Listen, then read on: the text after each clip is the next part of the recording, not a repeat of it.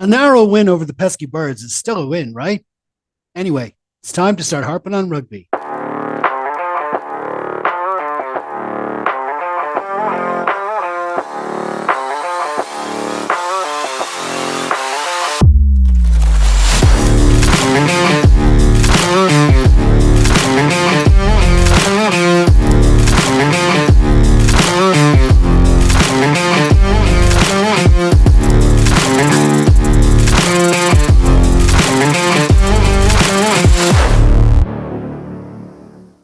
Hello, my name is Jeff Pagano, and welcome to Harpin On Rugby, where with the help of some fellow fans, I get the chance to harp on what's going on with Leinster, Ireland, and the wider rugby world.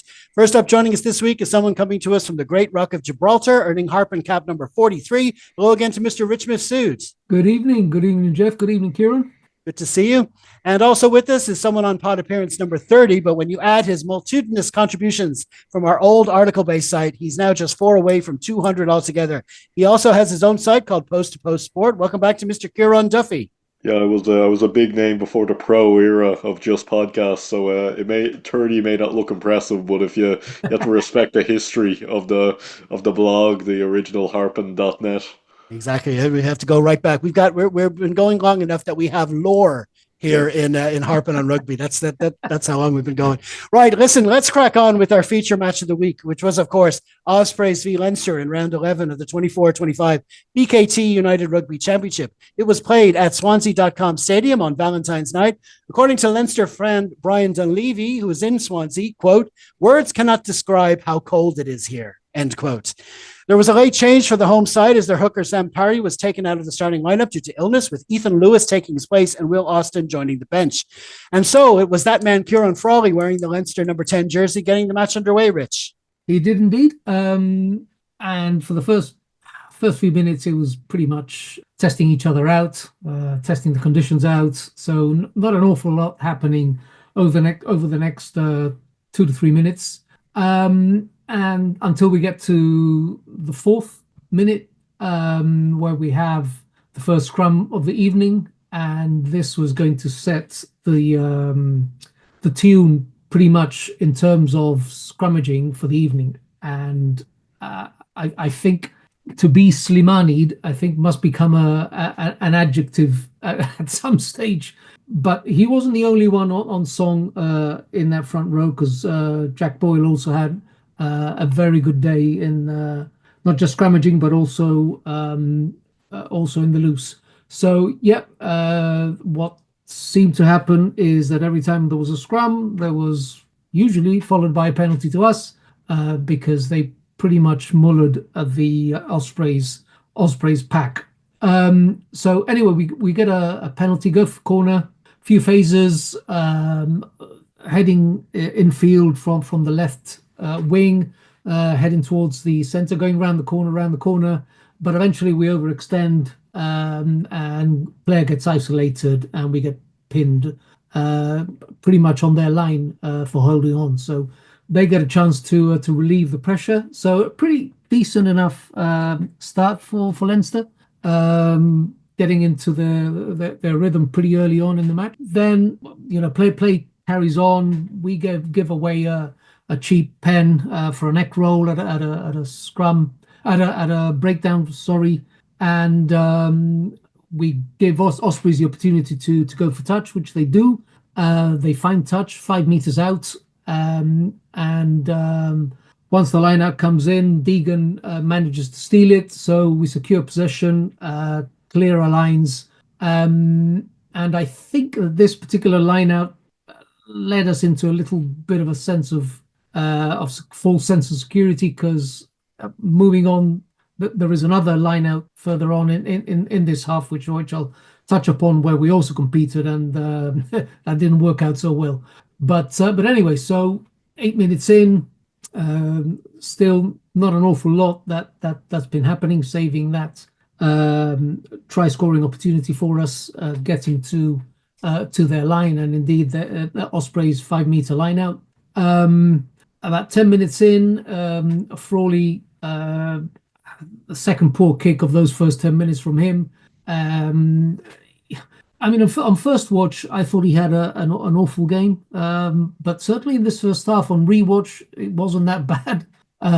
He didn't shine. I mean, let's not make any bones about that. But he wasn't as bad as I sensed and felt when we were watching. And perhaps it's just me wanting him to do well, because as you all know, he's a particular favorite player of mine.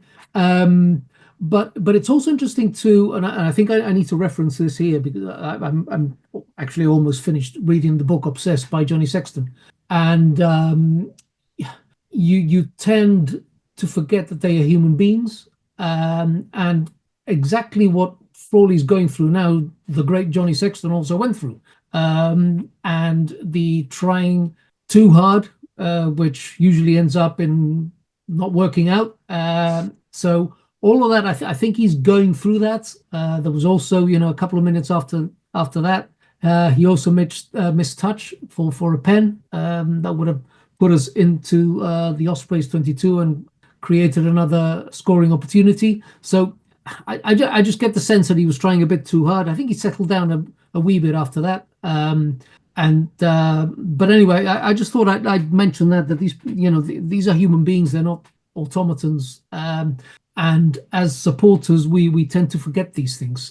We tend to forget that there is a mental element to sport, and sport psychology is a very real thing.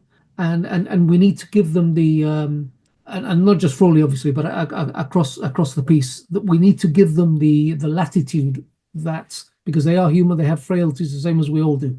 But anyway, moving on, there was decent up and under from Frawley, which wasn't dealt with very well by Ospreys outside their 22. It was gathered by Cooney, and I thought he had a pretty decent outing. He carried it into the 22. We recycle the ball off to Frawley. Tector goes back to Jamie Osborne, passes over to Jimmy O'Brien. Luke McGrath is running a very clever line. He actually starts ahead of the play, like all decent nines will do, until the play caught him up and put him back on side. Deegan also runs a lovely supporting line on Jimmy O'Brien's inside. Jimmy O'Brien has the presence of mind to come in off the wing, passes to Deegan, lovely offload by him to Luke McGrath, who just canters over and pretty much scores without being touched along the way. So very well worked try from Luke's ball. So we go 5 up. Sadly, the conversion is missed, and it was pretty kickable, in fairness, but that was missed. So we carry on. Ospreys still haven't offered an awful lot, to be fair. So it's pretty much all Leinster at this stage. A quarter of an hour in, there's a beautiful 50-22 from Jamie Osborne. We go for them all. A couple of carries take us to their 5 meters, right in front of the posts. They infringe, they're for offside, and we quite sensibly, I think, go for the 3.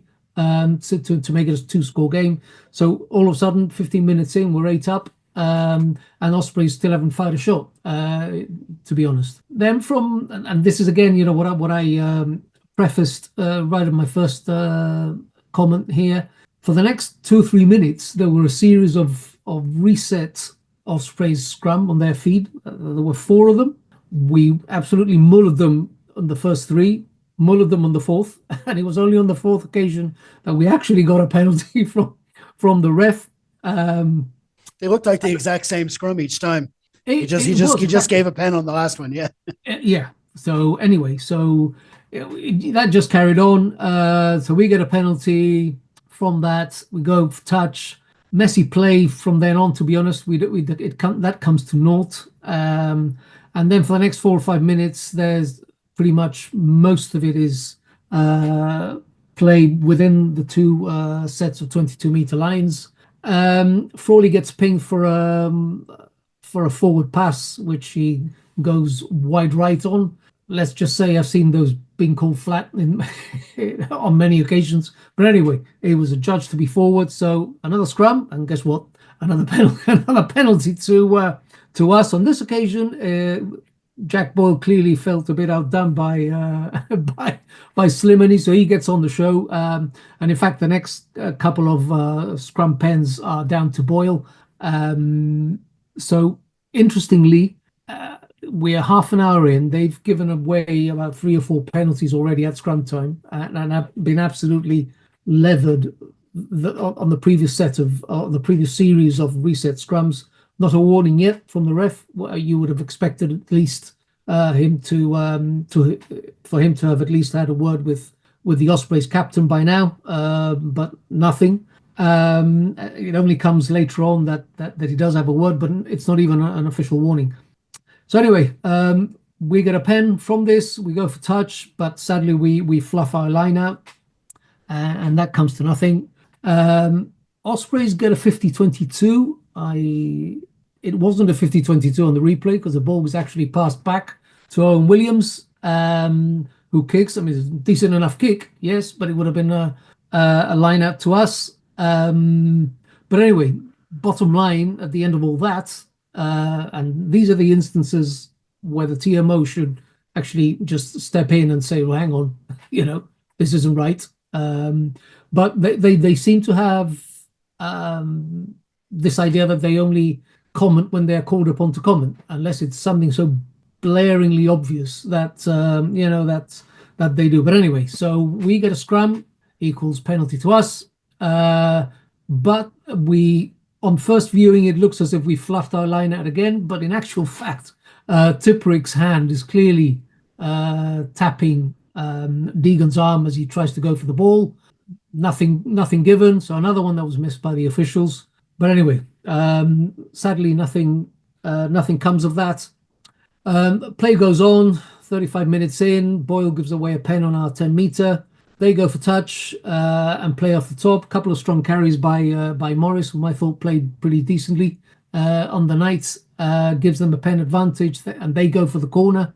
We again on this occasion try to compete 5 meters out. That doesn't go well at all by any stretch of the imagination, and they set up the maul and the score pretty easily. They split the defense and they go over. So try to Ospreys. All of a sudden it's a 1-point game after the conversion, but we're not done yet. It's not over until the old fat lady sings, as they say. Kick-off, Ospreys again has also become a bit of a pattern. Didn't deal properly with our kick-off. We put them under pressure. The defense was pretty decent. Put them under pressure, which forced them into a croc roll within the 22. We go for the corner again. We try to go blind at the line out. That's repelled. So we go back in field with a couple of carries and then a pretty decent, very well worked try here. There's 3 forwards going for the line, all looking like targets. Lukey flashes the ball across all 3 of them, and Tector, who's come in late and from beyond the defense's peripheral vision, runs a lovely line, takes the ball and crashes over the corner. Still over the line rather. Still had a bit to do, but he seems to have put on quite a bit of beef since this season. So he was more than capable of getting over and scoring a try. Converted by Frawley, so it's now gone to an 8-point margin again. So we've quickly restored the margin we had, and Ospreys, we again let them in. They get a line out 5 meters out, but on this occasion we don't compete, and the outcome is that we defend that maul very well. That takes the clock into the red for the half time. The ref blows for a scrum to us, but obviously it's also half time. So half time, and it's 7:15 to us. Yeah, I mean, the way that half went, I mean, we were happy enough to have a 2-score margin going into the break. I mean, like you say, Kieran Frawley, the thing about him is that, I mean, you talk about it for the Ireland team comparing Prendergast to Crowley. That's the big conversation now. But within Leinster now, you've got Frawley and Prendergast. And the thing is that the Frawley's been there longer it's a different story with him. Number one, he's had injury problems, but number two, he's got that almost curse of versatility. He said there are times when he's needed in other positions, and so not only does he's had setbacks for injuries, but he's had setbacks, not setbacks, but times when he was needed in other positions. Sometimes he played 12, sometimes he plays 15. 15, and yeah. when he needs a run of games at 10. And you know the way they did the old story about however good you are playing rugby, but what do you like on a cold Friday night in Newport? We always say, well, this was a cold Friday night in Swansea, which isn't too far away, and it's a tough situation to go in cold, literally and figuratively. And he was trying to get the, and I agree with you. I think he was maybe trying to push it a bit too much.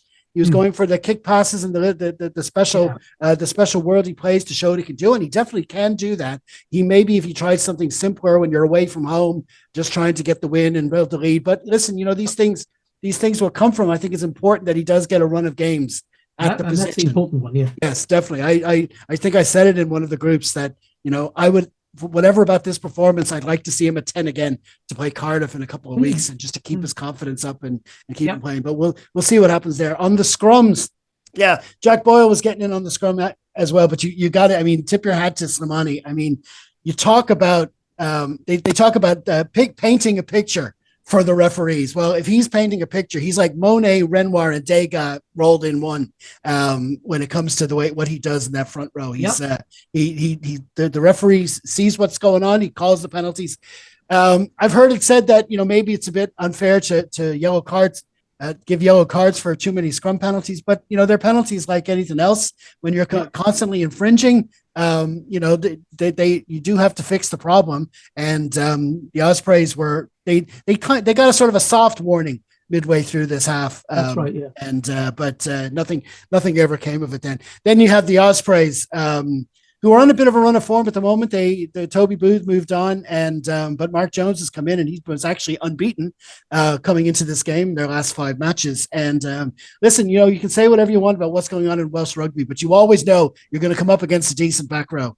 And this one was no exception. Deves, Tipperick, and Morgan Morris were dominant throughout, and it was there's real strong aspect of the play. They were, as much as Kieran Frawley was trying to find his feet, he had those three thwarting their attacks as well throughout. Yeah, absolutely. What did you make of the first half, Kieran?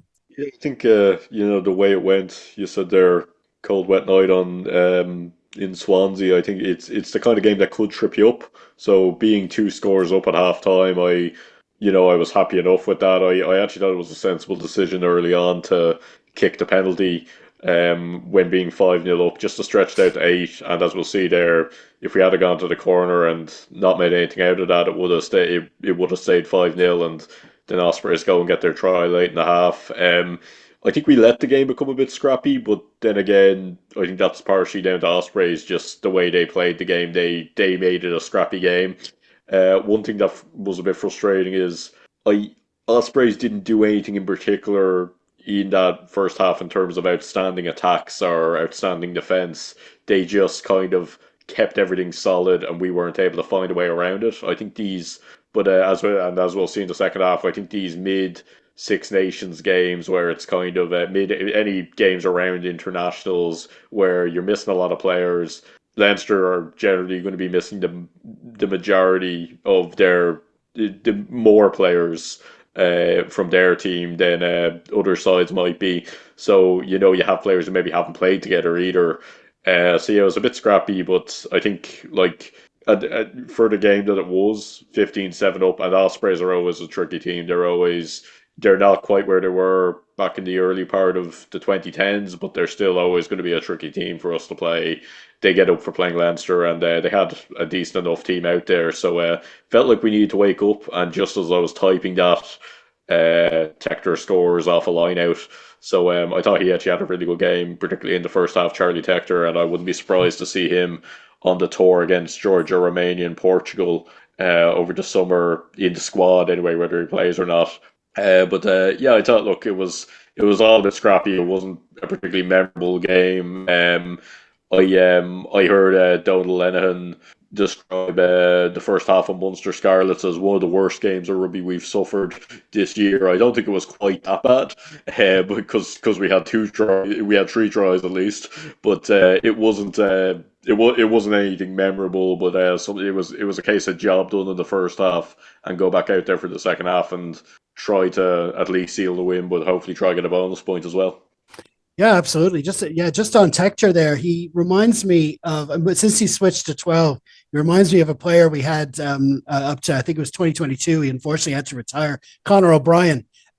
He was a strong carry in 12. He's that same kind of mold. Unfortunately, Connor had to retire early, and but he's the same kind of player. Moved, and he needed to move because of we had so many players in the 10, and it was really inventive thinking outside the box to get him into that position, and he's doing really well there. Also, he's kind of also filling the gap that was left by Nagate last year when he left. So it was a really good addition to the Leinster lineup.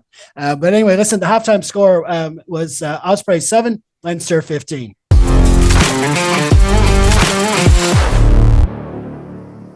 But before we return to the pod, first, a little reminder of all the different places you'll find us in the Rugged Sphere, like our YouTube channel, where we post extra clips, including this week, when we harp on the relevance of the Lions Tour in the modern-day professional era. To get access to all our latest content, as well as our presence on all the different social media platforms, you can bookmark us at linktree/Harpin On Rugby. We do most of our social media on Blue Sky, so do follow us there if you can. And please be sure to comment, like, share, and subscribe as needed. And so the teams returned to the pitch in Swansea, and it was the home side getting things back underway, Kieran. Yeah, and it was an awkward bounce from the restart. Leinster eventually claimed that it was one of those, the ball seemed to land on one of its points and just bounce everywhere. But it was Leinster got it back anyway and kicked it through, and then from there didn't see the ball again for what felt like about 10 long minutes, but I think it was only about 7. So Ospreys just played through the hands a bit on the halfway line. They're holding on to possession. They're managing not to concede any penalties. Leinster managed to push them back into their half a little bit, and they're not making any headway. So eventually, just the one time we did see the ball in that early exchange, they kick long. Jimmy O'Brien claims it back to and plays it back to Frawley, who kicks long, and it's claimed by the Ospreys fullback. And it's a bit of kick tennis again, because Ospreys their fullback kicks it up, and I think it's Osborne who claims it and plays it through the hands a little bit, and then again there's more kicking back and forth. So it seems like both sides just feeling each other out here in this very cold Swansea evening. And eventually Jamie Osborne knocks on a pass from Scott Penny. In fairness, I didn't think Jamie Osborne had a particularly good game, but in fairness, it was a poor pass because it was too low. I think he was hit just as he was playing the pass, so I think it would have been a better pass if he had been open there. But Ospreys again just managed to retain possession for a little bit, and eventually this is the lead up to their second try. So one of their players goes off for a HIA, and they have a scrum, and they actually get a penalty this time. So they take a quick and go through the hands, and there's a loose pass, but we come back for an advantage, and they kick for the corner. I thought at the time maybe they should have, from an Ospreys point of view, maybe it'd be worth kicking to the post just to get on the board in the second half. But as we could see, their maul was actually quite a strong weapon in the second half. In particular, pretty much both their tries came from the maul. At this breaking place, Snyman comes on for Deeney. I think that was showing how things weren't exactly going Leinster's way, bringing Snyman on that early. I think probably Leo would have liked to have seen an extra 5-10 minutes of Deeney Mangan combination. But from there, Ospreys have a line out, and they play it out wide to the right. So we come back for an advantage, because they have an advantage. They play it out wide, but there's no advantage. So we come back. Ospreys line it again, the ball set, and Ospreys get over the line. Lewis was a bit of a menace throughout the game for Leinster, and he managed to touch it down there. It's not converted, so it's 12-15 at this stage.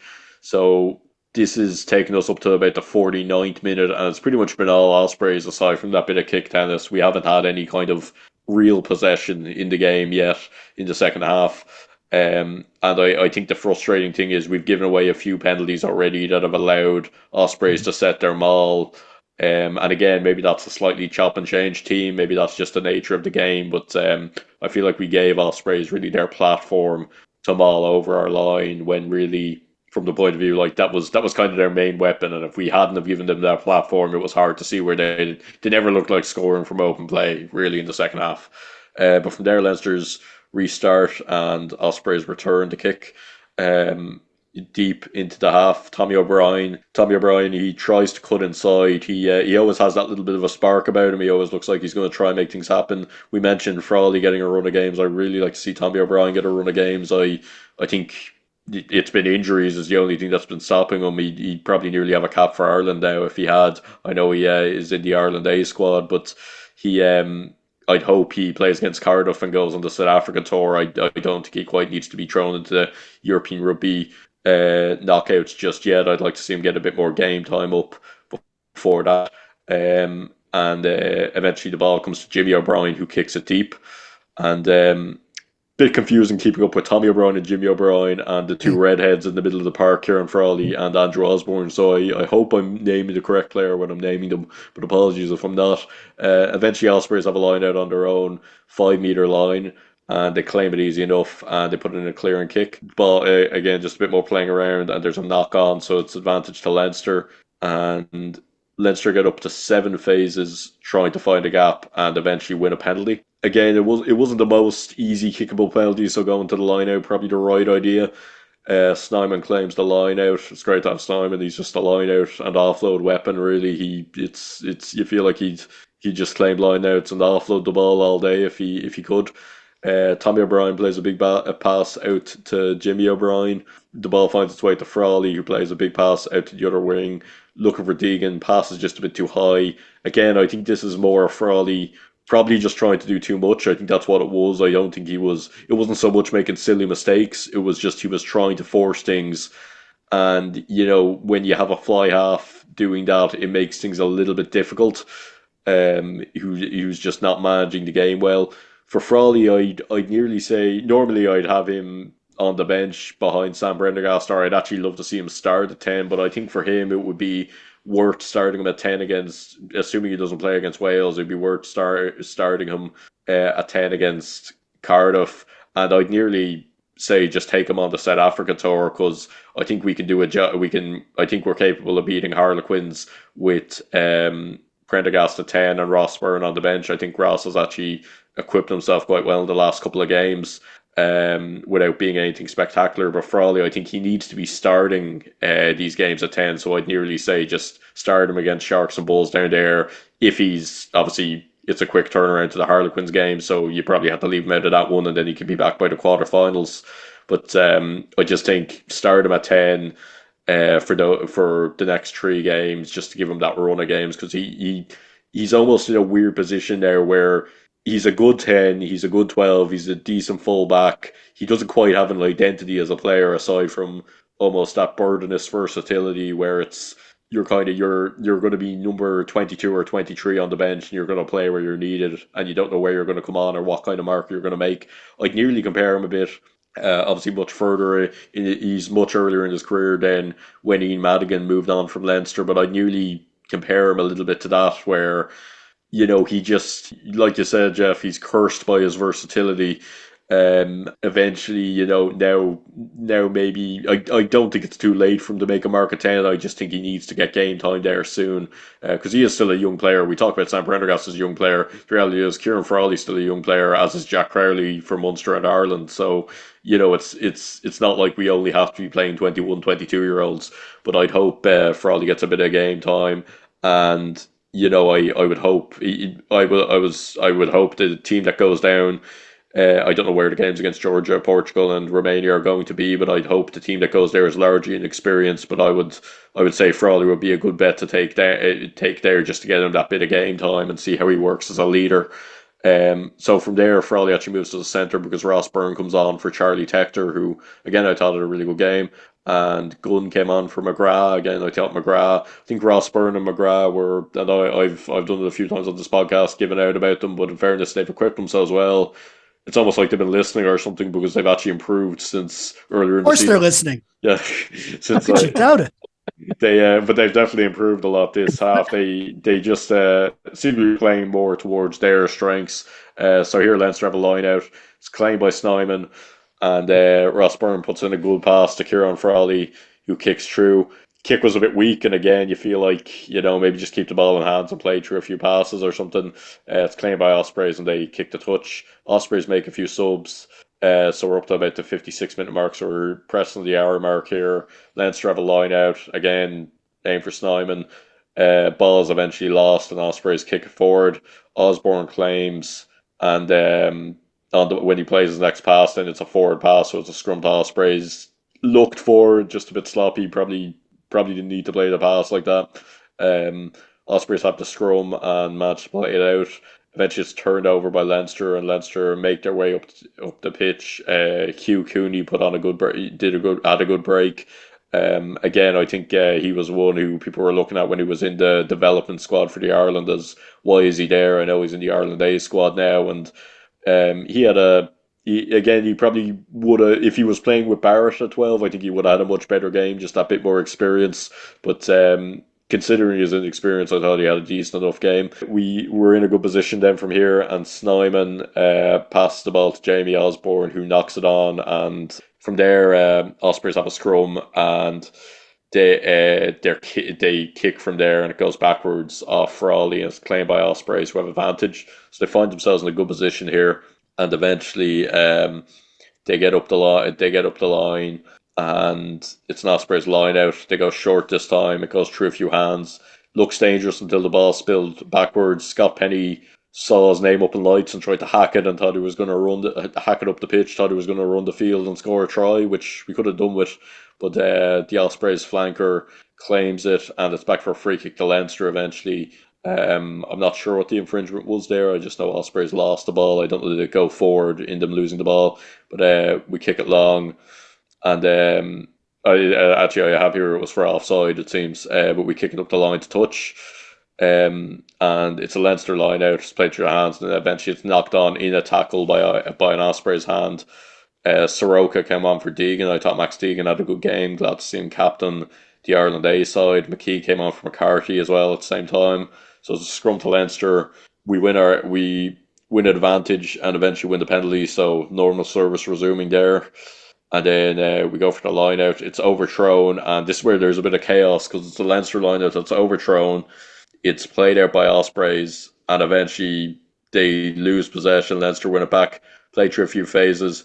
Massive offload by Ross Byrne, who was doing his RG Snyman impression. Maybe the R and RG stands for Ross, but Gunn gets close, and then Slimani eventually bundles himself over to get the try. That's not even what we brought him in for, but it's good to see him do that now and then.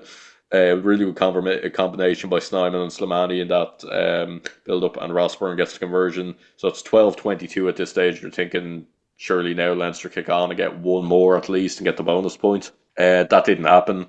From there, Ospreys restart is again a bit of kick tennis, and then Ross Byrne, bit unfortunate. The ball was coming towards him. He seemed to not know should he catch it or not, and he drops it into touch. So it's an Ospreys line out. At this point, Slimani goes off for Maguire. I think Slimani, he's really turned into the kind of player we needed him to be, just that wise old prop who can scrummage all day and just frustrate opposition players. I agree with Rich that doing a Slimani is going to become a adjective of some kind. But Maguire, I think, has a big chance here as well because we'll see later he has a big turnover in a dangerous position. If Furlong is fit, chances are one of Furlong, Clarkson, or Slimani are going to go on the South Africa tour, but Maguire is almost certainly going to go over there as well if fit. So it's a big opportunity for him. And I think he's done well he's not going to have too much game time in the latter part of the season, but I think he's done very well. Ospreys have a line out, which leads to a forward pass, the penalty to Leinster. It's from there, Ospreys have a line out in their own half, and this time it's won by Leinster, played through a few hands. Great offload by Snyman. He's being tackled, but he forces the ball into Penny's hands. It nearly wasn't even an offload. He nearly just shoved the ball into Penny's chest and said, "You take this." Eventually, Cooney concedes the penalty. And again, it's just more this frustration that, we're getting into good positions. We're just not doing anything with the ball in those positions because there were a few more scores out there. And further frustration, then we're giving Ospreys their good platform, and eventually they get over for their third try of the evening. So first they have a line out and they claim advantage. They get an advantage off that, and they eventually come back for advantage, which leads to another line out 5 meters out. Um, and again, it's once again they get an advantage, and it's a penalty this time for changing the bind. And again, they go for another line out 5 meters out, and this time there's no mistake. They nearly get over a couple of times. I think it's 8 phases they go through before, and then in the ninth, Jones, the replacement prop, gets over in the corner, and it is converted. So suddenly it's a lot more tense than it needs to be with 5 minutes to go. We're on the 75th minute here, and it's a 3 point game. And you'll see here Leinster could have blown it almost a few times, but eventually sealed the win. So the last 5 minutes is pretty much from the restart. Ospreys kick into the Leinster half when they get the restart. Simon makes good ground. And I feel like this is the kind of game we got him for. As much as we got him for the big European games, these scrappy mid-internet when the games when the internationals are away, are also games we got him from. Played through a few phases, a big open under knocked on by Osborne. So Ospreys once again go to touch, and things are starting to look a little bit dangerous because it's only 3 points in it. From there, Ospreys have their line out, and a huge turnover by Maguire. And again, I think this is a big chance in these couple of games because he probably won't factor in much in the latter part of the season, barring injuries. You'd imagine it'll be between Furlong, Clarkson, and Slimani in that position. But again, he did really well there. I think he's surely going to play against Cardiff if fit. So from there, Leinster kick up the touchline and have a line out. Try working their way up the pitch. Again, probably a bit too long left on the clock to try play through all these phases. 7 phases, I think it was, before Ospreys can win a penalty. And from there, very fortunately, their penalty kick doesn't find touch. And Jimmy O'Brien harmlessly passes the ball into touch, kicks it into touch. And from there, Leinster do get the win. So, yeah, nearly lost it there in the end when it looked like a few times we could be getting the bonus point. But case of job done in a very cold night in Swansea. Yeah, I mean, looking at the whole half, it was almost like we were playing with them, sort of toying with them, because it always felt like we established a 2-score lead and then they'd come back within 1, and we'd always have a score to stay ahead of them. But it's a dangerous that's a dangerous way of doing it. We had a few kickable 3-point opportunities where we could have just kept the scoreboard kicking over it. We'd go for the corner. That's a dangerous decision to make against when you've got that hungry back row that they had for the entire match, but particularly the decision at the end, like you say, 90 seconds left, and we're trying to play out the phases. That is a long time, especially when their 3 starting back rowers are still on the pitch and they're still going. They're still hungry for turnovers, and sure enough, they get it. But we did get a bit of luck with HIAs towards the end. First of all, I think it was Keelan Giles was down with an HIA when we got our try. When Slimani got his try, he was down. So we were up against 14 defenders when we got that try. But then, of course, right at the end with their Owen Williams, they're starting at half already gone off. I think he failed an HIA. And then the guy who replaced him, Jack Walsh, came in from fullback. He was playing out half. He had to go for an HNA. So there's their third choice. Their number 23 wasn't even in the starting lineup. Yeston Hopkins was playing out half, and he did that kick right at the end. He tried to get too much out of it. And we were very lucky at the end there that stayed in, because if they'd had their attack there, we saw what their lineup all could do.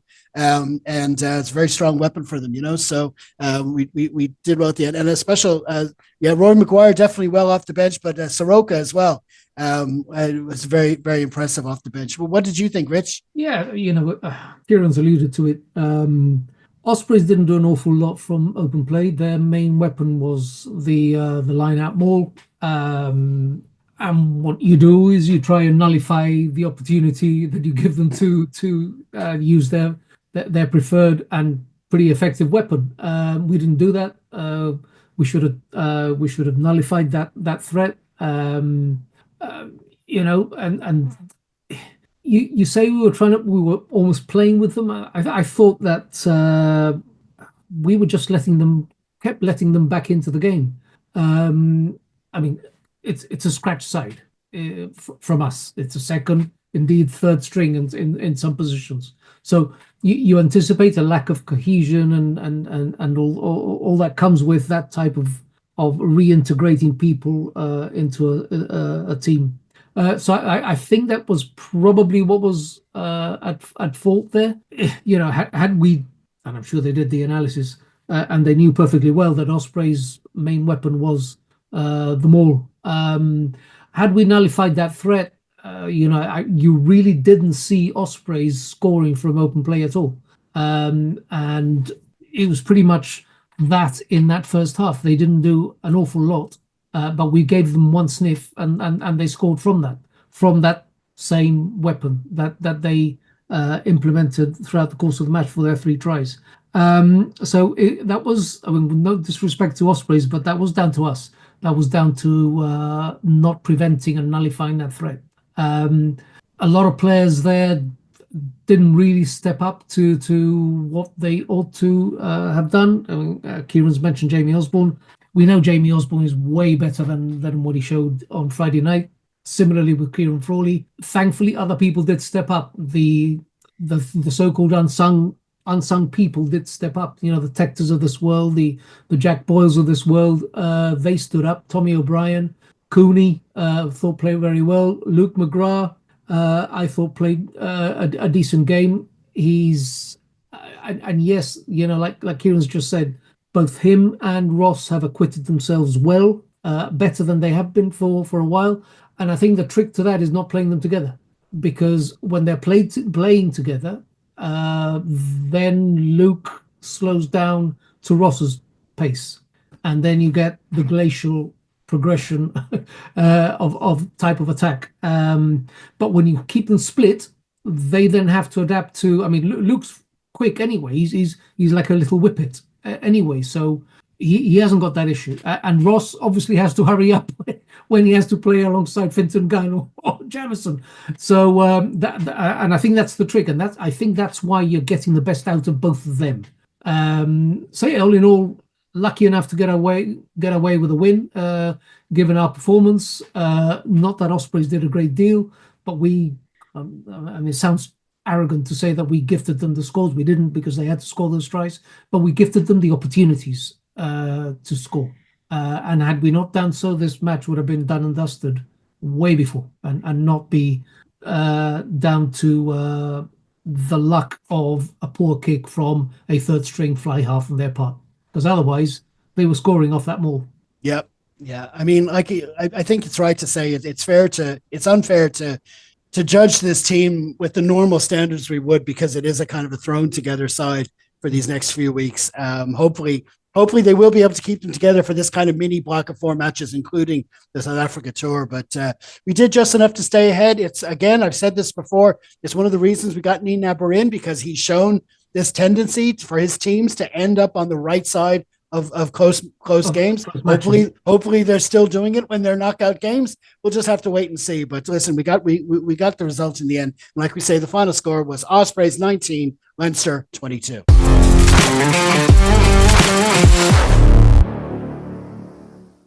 Elsewhere in the URC, Leinster, of course, stayed top of the table with 11 wins out of 11, but failure to get that try bonus in Swansea meant Glasgow's maximum win at the Dragons brought them to within 10 points.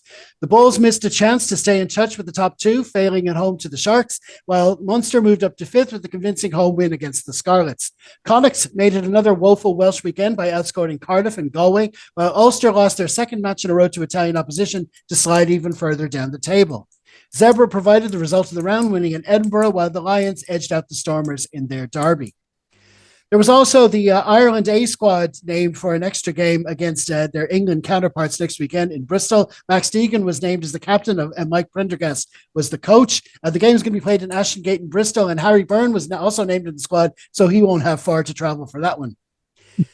Meanwhile, in the Women's Celtic Challenge competition, the Irish sides got a weekend off and remained in the top 2 positions after the only match was Glasgow overcoming Edinburgh to move off the bottom of the table. Check out our 80 plus column during the week for a one-stop shop for updates on all the major competitions. Going back to our feature match from Friday, afterwards Leo Cullen had this to say, quote, We are frustrated, but probably relieved to come away with 4 points. That is pleasing considering all the moving parts we have going on at the moment, end quote.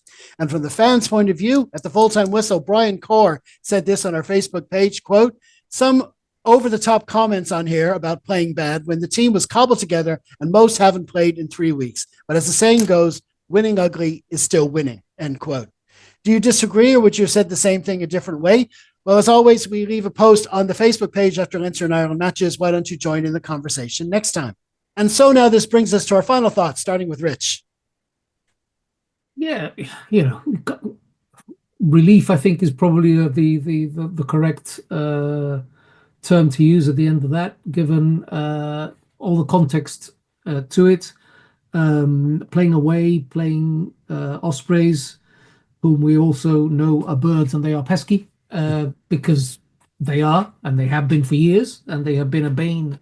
They have been Leinster's bane for many years in the past. So let's not forget that. So, decent enough, happy with the win. You park that, you learn from what had just happened, move on.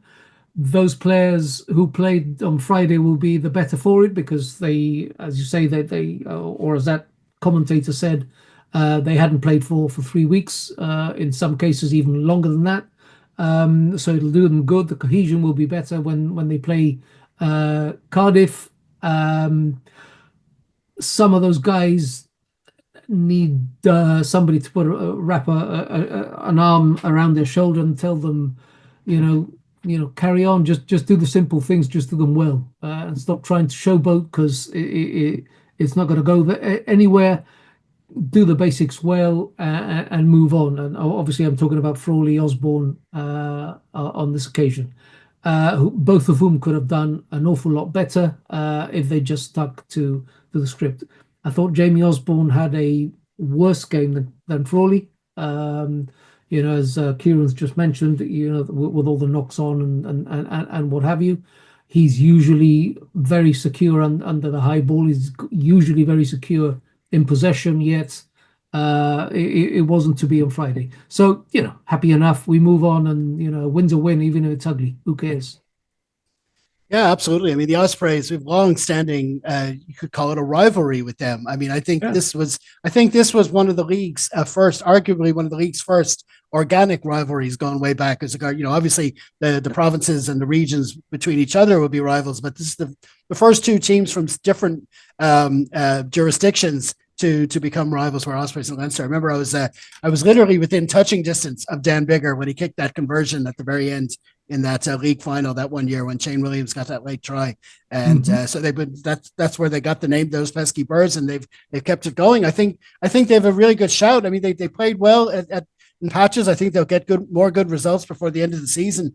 They'll push on from this bonus point and probably be a good bet for the top 8. As with the season going on. So and like you say, we had a team that was cobbled together, and we got the win in the end. What are your final thoughts, Kieran? Yeah, we go along with that. I mean, it's a tricky game away to a tricky side at a tricky time of the year. I mean, it's you're playing a mid-Six Nations game. You're going to be losing most your. I think something like 17 internationals weren't with the squad or something like that. And Ospreys, as you said, I think they've even though they're not as good as they were when they were winning the league, they've never been a really bad side. They've always kind of been a useful, decent side, and they've always been one who could trip up any other team around them. So I think again, yeah, I mean, like I could see them getting into the top 8, and yeah, look, we managed to pull off a win. I think these are character building games for a lot of young players who won't get a lot of game time for the rest of the season when the internationals are back. They won't be playing in the big European knockout games, but these are the games they kind of grow into Leinster players really. And these are the games we need to win if we want to have a good seeding in the playoffs. So yeah, look, I think bit frustrating that we kind of kept handing the opposition the platform, but at the same time managed to eke out a win. And like you both said, a win is a win, and sometimes you take it and you move on. And not every game is going to be a great thrilling win, and uh, still 100% record this season, so that's great. So probably need to be better against Cardiff. The South African tour is a different story. I'd imagine a lot of these lads will be on the South African tour, but and then it's into the European knockouts, the business end of the league. Hopefully we go deep into the European knockouts. I hope we're not looking past Harlequins because again, like you're not guaranteed to win any European game, I don't think. And then URC playoffs, which I don't know if we're mathematically guaranteed to be in. We're almost certainly going to be there. Hopefully the season goes on a lot longer for us and we have a lot more games because that's what these players need. But yeah, look, character building win, and sometimes no one's entitled to win any game. So I think it was a good result, but plenty to work on in the end. Yeah, and just talking about that South African tour, I mean, I understand, I can appreciate why Jody Barrett maybe wasn't in this game this weekend, and maybe if he's not there for Cardiff. But I really, really, really hope we can have all three of those NIQs on that trip to South Africa. I think it's really important that we go for one win at least out there and really have a go at it because it's fourth year in this league. Haven't really, had a proper. We've won once down there, but I'm talking about going down there and really hoping to come away with a decent haul of points. So we'll see how that goes.